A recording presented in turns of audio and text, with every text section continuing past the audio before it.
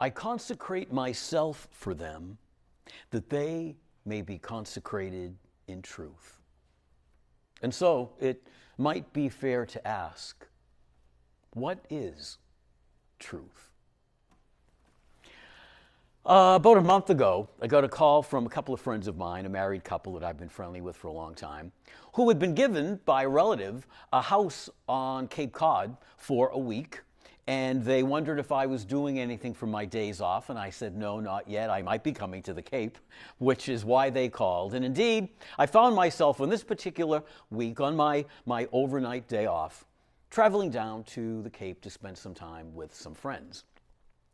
As I arrived closer and closer to what people in the northeast part of our country call the bridge to Cape Cod, I remembered something that I knew but had forgotten because I don't go down there that much.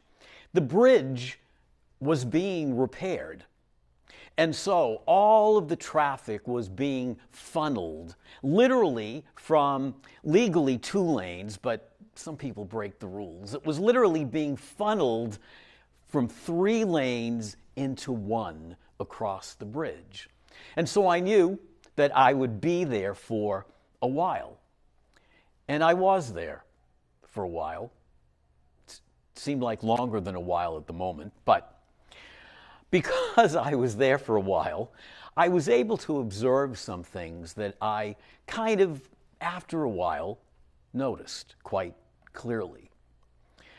When people try to funnel down, in all fairness, from 2 lanes to 1, traffic never stopped.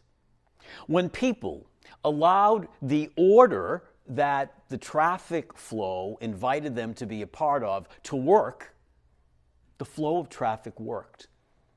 You were never slamming on your brakes. When people legally took their turn, allowing one to go before the other. It didn't work that way the whole time because there were moments when that third person who kind of cheated tried to get in and everyone had to slam on their brakes.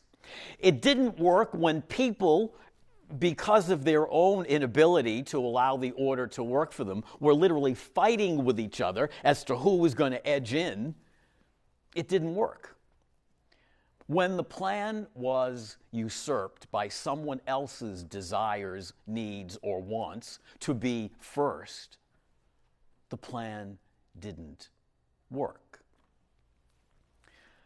We have been listening to Jesus this past week, perhaps longer, as he prayed in that upper room on the evening of the Last Supper for his apostles, his disciples, his followers.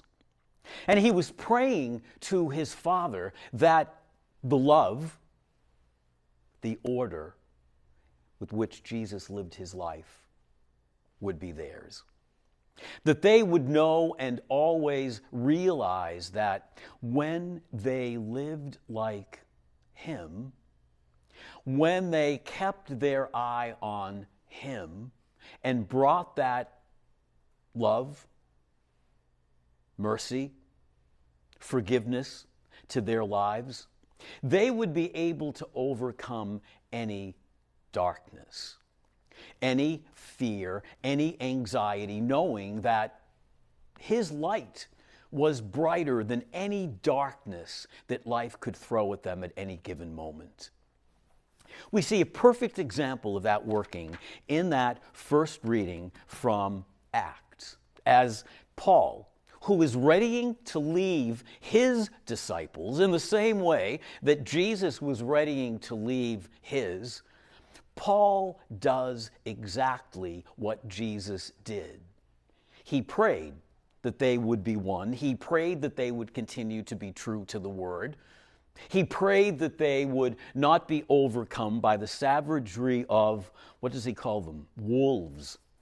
That savage wolves, that fear, anxiety, selfishness, sin would never overcome the light that they were given because of Christ. We see Jesus offering an example. We see Jesus offering order. We see Paul following the order to live his own ordered life, trusting in the presence of God as he departed his disciples for, in some ways, parts unknown.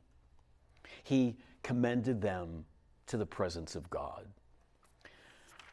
My friends, that order is ours because the order has a name, and the name is Jesus.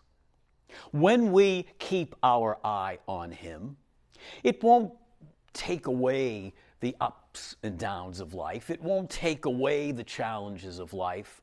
But it will remind us that no matter what we face, no matter what might be going on in your life right now that might lead you to be a bit afraid, a bit nervous, not knowing what tomorrow may bring, you don't stand in that alone.